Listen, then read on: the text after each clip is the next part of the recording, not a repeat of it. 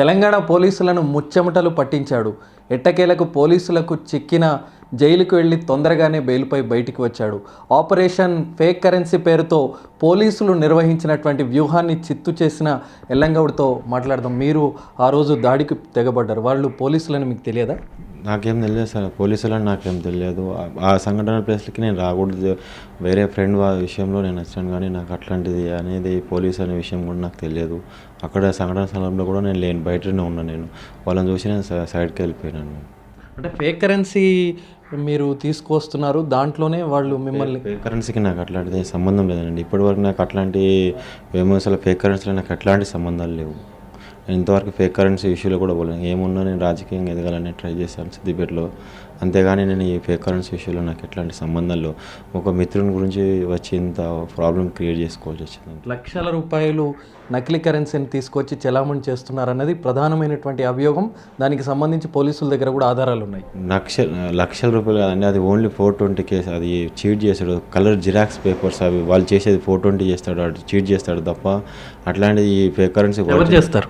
ముస్తఫా చనిపోయిన అతను చేస్తాడని తెలిసింది. కానీ ఇది ఒరిజినల్గా ప్రింట్అవుట్ నోట్స్ కావు, ఇవి దొంగ నోట్లు చెలామణి చేసాడు కాదు ఆయన. అది అంటే ఏం చేస్తాడు? అది కలర్ జిరాక్స్ తీసుకుంటూ ఇది చేస్తాడు ఆయన. ఇప్పుడు ఆ రోజు కూడా 65,000 పెట్టారు, అవి ఎక్కడి నుంచి తెచ్చారో కూడా తెలియదు పోలీసులు. మీకు ముస్తఫాకి ఎట్లాంటి సంబంధం? నాకు ఒక 3-4 మంత్స్ అంతకుముందుకు ఆగస్టుకు ముందు ఒక 3-4 మంత్స్ నుంచి పరిచయం ఉంది.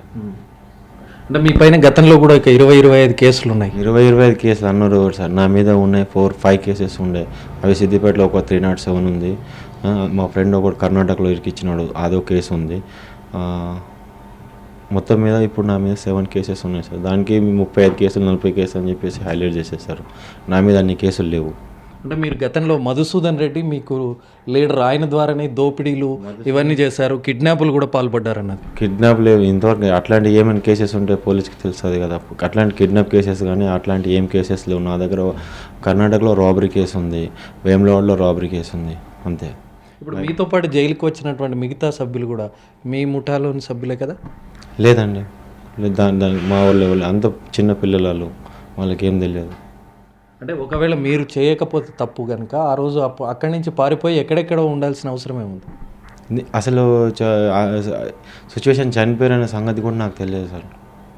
నాకు తెలియదు, చనిపోయిన సంగతి కూడా నాకు తెలియదు. నేను అక్కడ ఘర్షణ అయిన మట్టికే తెలుసు, అంతే. చనిపోయిన సంగతి నాకు తెలియదు. తెల్లారి పొద్దున్న నాకు 9:30-10 గంటలకు తెలిసింది. అక్కడ నుంచి వెళ్ళి ఇక నాకు ఇక పోలీస్ అని తెలిసిన తర్వాత ఎవరైనా భయపడతారని బయటకు వెళ్ళిపోయాను, అంతే.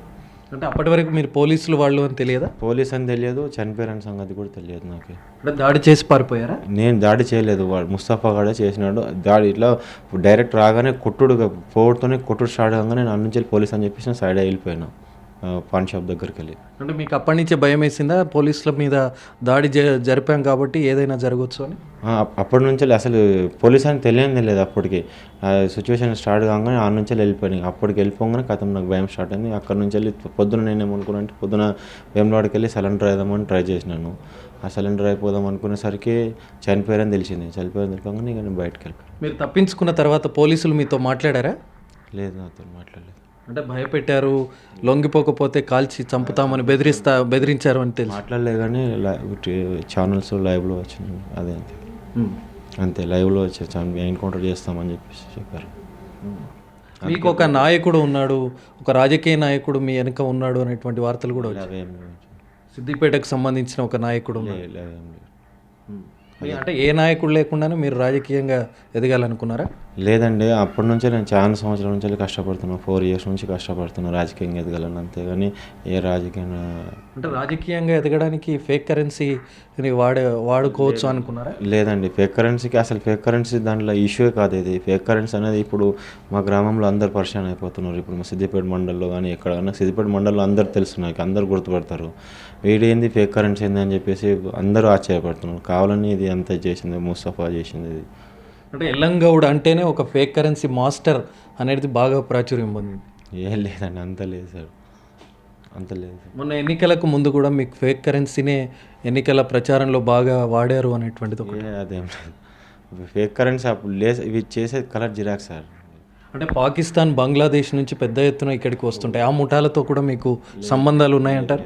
లేదు సార్, అట్లా ఉండే పోలీసు ఇంతనే చేసింది అంత కిట్టకిలకు మొత్తం తీయకపోదు, హిస్టరీ మొత్తం తీస్తారు. ఇప్పుడు అది ఏం లేదు కదా. షామీర్పేట్ ఘటనలో పోలీసుల పైన మీరు పై చేయి సాధించారని అనుకుంటున్నారా? లేదండి, లేదు. ఆ సంఘటనకు సంబంధించి మీరు ఏమనుకుంటున్నారు?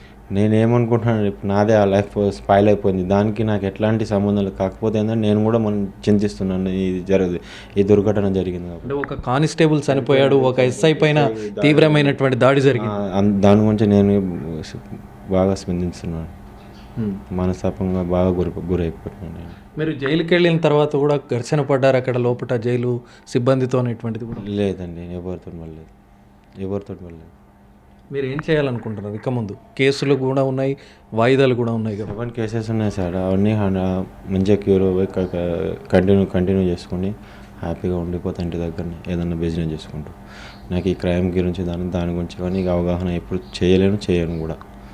హ్యాపీగా పరివర్తన చేంజ్ చేసుకొని హ్యాపీగా ఇంటి దగ్గర ఉంటేస్తాను. నాకు ఇక అంటే కొంతమంది సపోర్ట్తోనే మీరు ఈ విధంగా వ్యవహరించారు. నాకు ఎవరు సపోర్ట్స్ లేరు, నేను ఎవరి దగ్గరికి వెళ్ళను, నాదేందో నేను చూసుకుంటాను అంతే. కానీ నాకు ఎవరు లేరు, మా నాన్న, మా అమ్మ, మా మిస్సెస్, ఈ ఇంట్లో ఉంటాను తప్ప బయట కూడా నేను అసలు ఎక్కువ ఇది చేయను, షో చేసుకుంటాను. అంటే ఒక అమాయకంగా చెప్తున్నారు కానీ మీరు చేసినటువంటి దాడిలో ఒక కానిస్టేబుల్ చనిపోయాడు, ఒక ఎస్ఐ పైన తీవ్రమైనటువంటి దాడి జరిగింది, గాయపడ్డాడు కూడా.